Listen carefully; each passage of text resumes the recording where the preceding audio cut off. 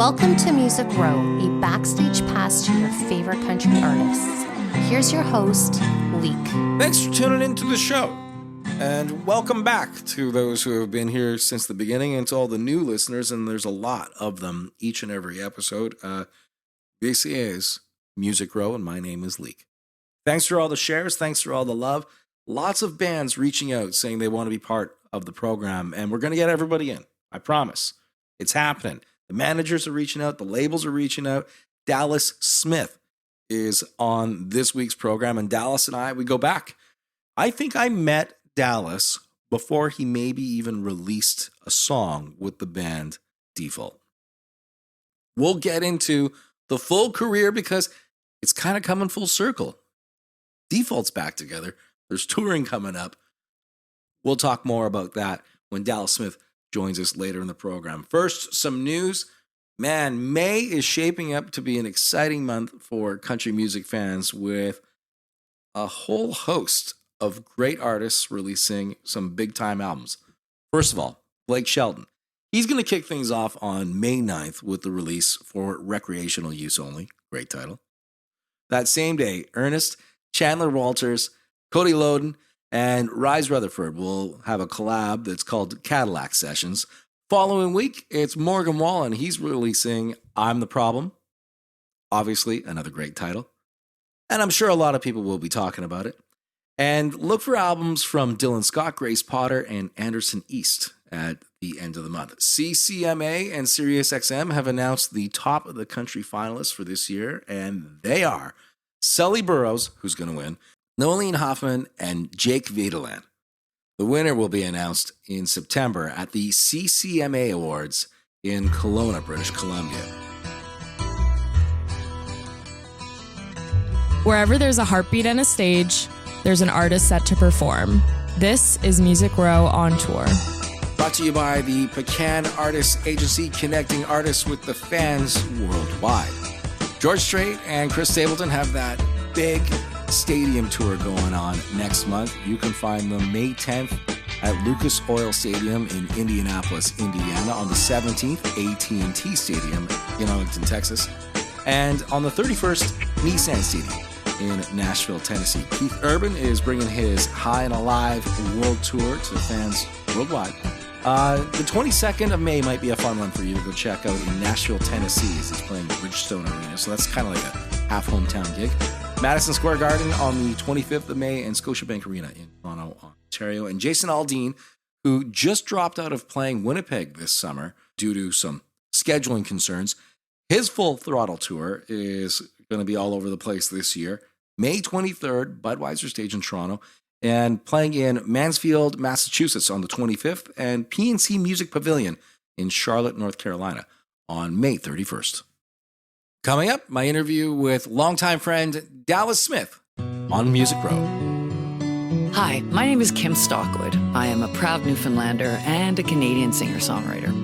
In a landscape where many lack access to health benefits or employee assistance programs, the Unison Fund serves as a lifeline of hope for musicians and music industry professionals facing medical emergencies or mental health challenges. To learn more about Unison and their programs, please visit unisonfund.ca. We're rocking and rolling. Are we? Yeah, we're rocking. Okay. Are we live? What is No. this?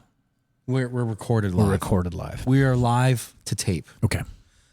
with Dallas Smith back in Toronto with another number one. It's just like, is that all you do? Have you just turned into this quiet hit factory? Just spanning all genres? When are you getting into the hip hop genre? When is this going to start happening? Because it seems like you could probably my do underground, my underground record's coming out in a few weeks. I'll be back. That's pretty exciting though. You getting a new track with Alexandra, and Yeah. she seems nice. She's very nice. Very sweet. Yeah, very talented, great voice. I loved hearing her voice on that track. I think it brought a new life, new energy to the song. Were you sending tracks back and forth, or were you working together? Were you in the same studio? No, that song was actually cut, and it was on my last record. Right, and then we turned it into a duo. Yeah, so we basically just kind of, I just sent the sessions down to her, and she sent the sessions back and said something like this, and I said, yes, exactly, something like that. Isn't it funny too? Because you could say exactly what you want when you're working with an artist, or you can leave it up to their interpretation. I'm not telling anybody what to do. Yeah, go do your thing. The interpretation, their take on it is going to, I think, more often than not, surprise you. Yeah, 100%. And bring new life. Different instincts, yep. I love your career overall. I was talking with Jonathan Simkin recently. Yeah. Who, I guess, was that the first? That was your first management deal, right? With 604? No, 604 didn't exist. So, but it was Simkin who was the manager, or nope. Simpson, was he just the lawyer? Simkin was just an entertainment lawyer. So he was just representing Chad and Nickelback for some stuff. Obviously, some other artists as well. But yeah, 604 did not exist. And so Chad, Nickelback Chad, when we were working with him and doing some demos. But you're sending tapes out to people? No. How did anyone find you to begin with? Oh, like right from the beginning. Like day zero. Jesus. Okay, so you're in the garage in Langley or Abbotsford, BC. Walnut Grove, BC. Yeah, North Langley. And just out of high school. And it was like a Friday night, and I never sang in front of anybody before. But there was this group of friends that had a band, and I went up there and had a few drinks and got over that fear. Didn't someone not show up? Or No. It wasn't that. No. But they just said, yeah, come up and we were all hanging out at the pub anyways, and I would go watch them play shows and stuff. So I just decided, hey, I just want to try singing a couple songs, and then like a year and a half after that, we had a U.S. record deal. So, isn't it crazy when you just like? I know that this is not the right way to approach this, but a little bit of liquor courage every once in a while. Yeah, 100%. That's exactly what got the ball rolling for me. Karaoke wouldn't exist without booze. It would not. Yeah. But it was. I like I said, I never sang in front of anybody before. Like other than being like 6 years old, 7 years old, in front of my parents. Right. As a kid, I just shut up after a while, and it was a nerve-wracking experience, but it got the ball rolling, and here we are. What did you sing? A Stone Temple Pilots song. It was Plush. Wow. Yeah. A banger. Yeah, well, it's good that the band knew how to play it too. I guess you had to kind of work together on that. Yeah. It's not like in Nashville where you can actually walk into any honky tonk and say, "I would like to sing." Pick this the song. whatever song on the Rolodex ever existed. Yeah, because every band can play it. On those stages. So you go and do that. But then what happens? Are you sending tapes out to people? And we started writing some songs. Yeah, we started writing some songs, and we recorded them down to an 8-at machine, 8-at tape, and then we sent that off to. So Jeremy Horrow, who's a guitar player for Default, who was recording that stuff with us, we were writing the stuff with him. He went to recording school with Joey Moy. So Jeremy, who should, by the way, I'm going to say this right now, needs to be in the Canadian Music Hall of Fame. He will be. I'm just saying it right now. He does. It's my new mandate. Yeah, it 100% needs to happen, and for sure. My rent. Yeah, yeah, it 100% needs to happen. So so Jeremy's recording this stuff, and then it get passed on to Joey, and Joey had, because they're in the same school. Yeah, and then Joey he messaged Chad and said, "Hey, that band that those guys were in, they got a new singer. You should check them out." And then they listened to the tape, and then I think a couple of days later, Chad was in our garage, like Danny's garage, where we were recording and writing and stuff, and. Yeah, that was kind of that. He took that to the... and that was kind of that. It's weird. It's weird because it used to seem... To me, it seemed like before TikTok and before Instagram, before this stuff, the instant star stuff started happening, my story seemed like it happened quick. Sure. Right? But now you see like these guys like Bailey Zimmerman where they get up and they just all of a sudden write a song and record a song overnight, massive stars. So me now looking back at that, it goes, actually, it kind of that happened more of a traditional way than this happens now. People find deals now. Yeah, but still, it was It was quick, pretty quick, because you get this worldwide deal. Looking back, 4 million albums sold worldwide, somewhere in that neighborhood. Yeah, and then it's only a couple albums for you guys, and it dissolves. And you talk to Joey Moy and say, "I want to do country." Yeah, like during the last few years of the Default stuff, we had been at mutual parties, and stuff, and talked about our mutual love for country music and what was going on. There's a lot of the Keith Urban stuff was really coming through, his debut stuff. That was like 2007, 2008. And then 2009, we were on a Default was opening up for 3 Days Grace across Canada. And I felt really off. And I knew that, if you're in this music business and you're opening up and playing arenas and doing that and not enjoying yourself, you need to change or get out of it. And that's when I messaged Joey and I said, hey, let's go down to Nashville and do something different. I remember sitting with you, I think it was probably 2005. Mm-hmm. We've known each other for a long time, huh? Yeah, I was younger then. Me too. But I remember I was backstage at one of your shows and you looked miserable. Yeah. And everyone's having a good time. Except you. And I just remember that. I remember the exact spot that you're in. And I'm like, oh, wow, there's something's going on here. Yeah. And then Joey, you fast forward from that time, you end up going, you speak with Joey, I want to do country. What was his reaction and what was his advice at that time? Was he saying, you got to keep going because you're already successful? No. He understood exactly where I was at. He was kind of frustrated at the situation he was in too. So it was kind of both of us hitting reset and both of us wanting to go down and chase this and do this, each for different reasons. And he's gone on and does his Hall of Fame stuff and my career's done what it's done. A little bit of Morgan Wallen. The FGL stuff and everything he's done is brilliant. So yeah. So you make this transition. Who was that the hardest? What was the most difficult conversation that you had when you were deciding to go down that road? Was it family? Like did your wife go, what? Or did she kind of... No, it wasn't that at all. No, they all understood and they all saw it coming too. Like I was vocal about it, not just to Joey. And they saw what I was listening to. I was in the back of the tour buses and the rock shows, like warming up to Keith Urban records and Rascal Flatts and stuff like that. So they saw it coming. The difficult point was when I had my debut record back and I had it in hand as like, it might have been just mixes at the time. But we were doing a long drive back from a Default show with the three other guys in the band. And I asked them if they wanted to hear what I was working on. And it was just kind of like it. I think they recognized that what they were hearing was me pulling away from them. It was an awkward thing. It was weird. Sure. It was it was difficult. Sometimes when you're so close to it, like being in a band, you don't see that someone is struggling with what they're doing. Yeah. So I think they kind of thought it was like something I just wanted to, like a side thing, like just kind of flex my muscle, just experiment and doing something else. But I think when they heard the songs on that record, they saw the writing on the wall that was just like, okay.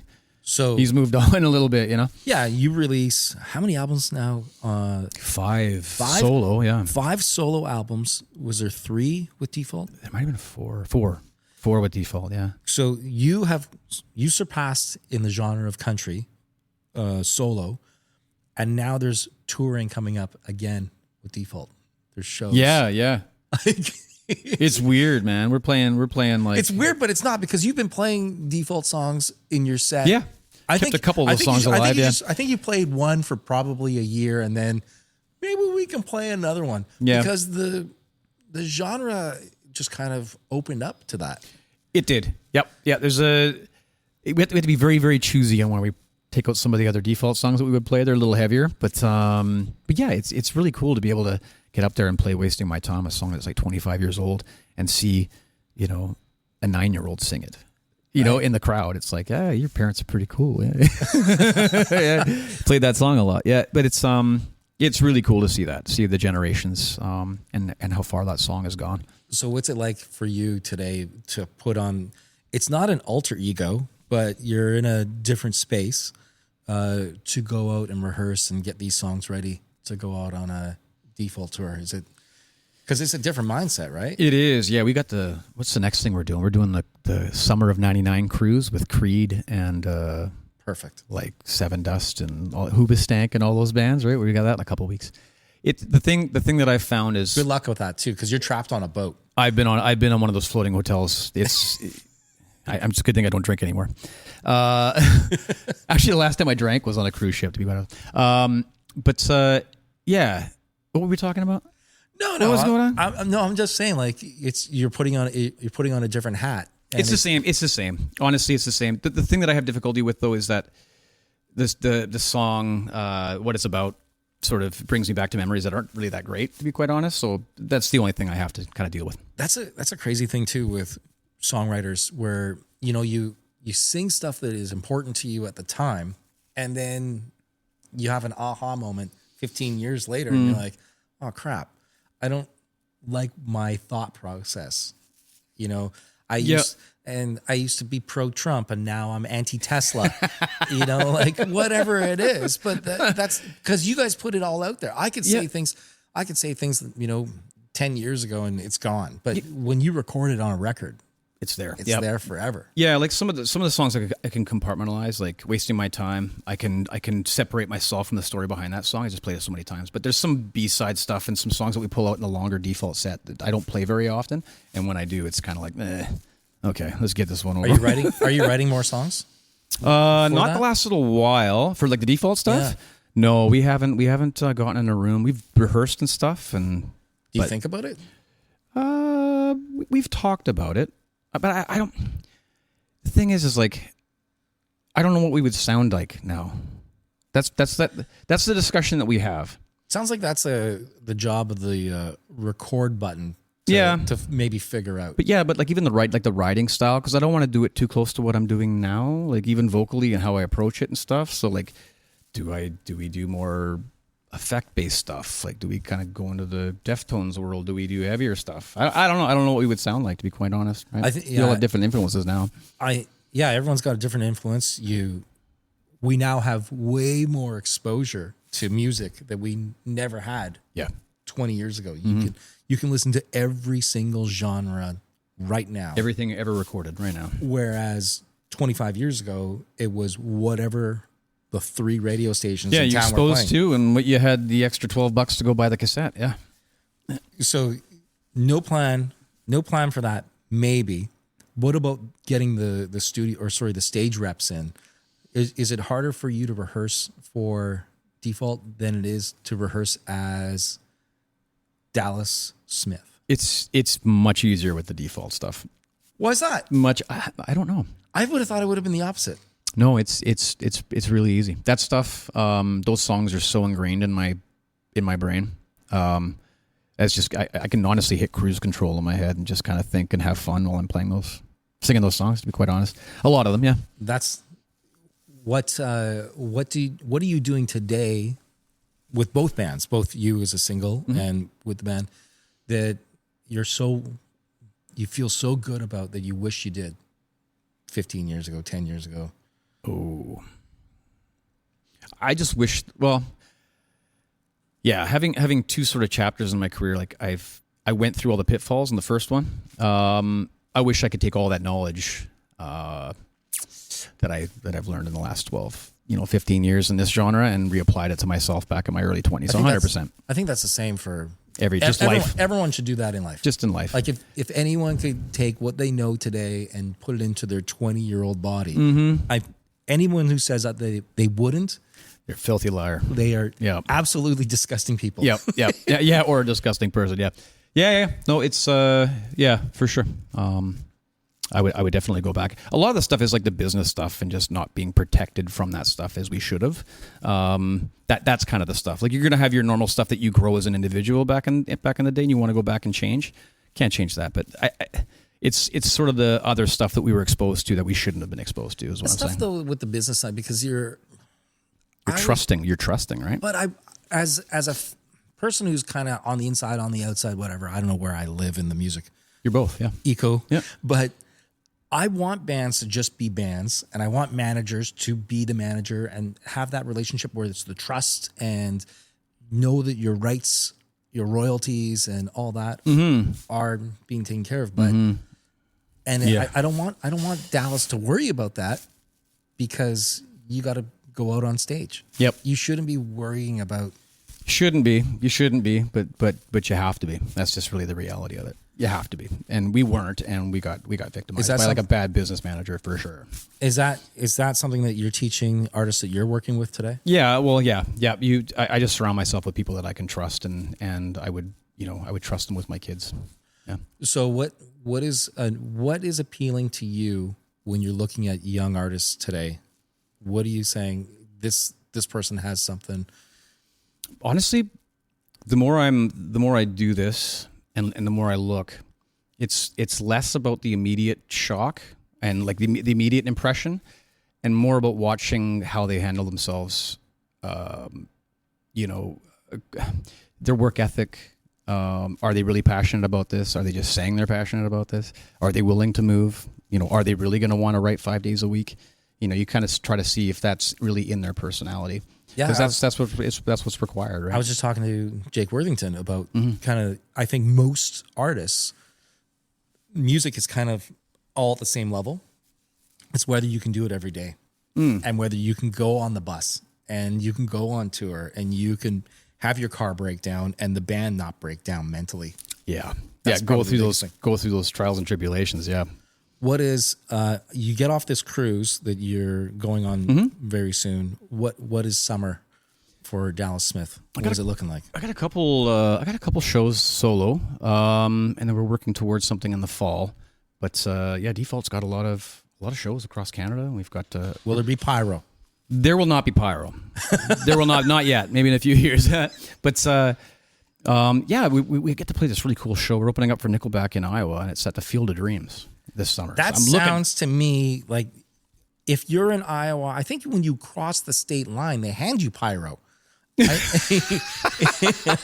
So I don't. We'll stop by the shack there. We'll grab pyro. We'll make it happen. They have it. Isn't that crazy when you're driving down the interstate and you're in a new state because you hit New Mexico.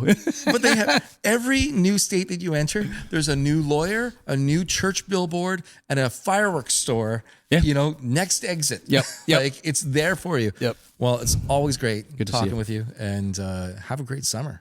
Yeah, it's gonna be a good one. I'm not stuck in a tour bus the whole summer, so it's gonna be good. I'm gonna come find you. Okay, come find me.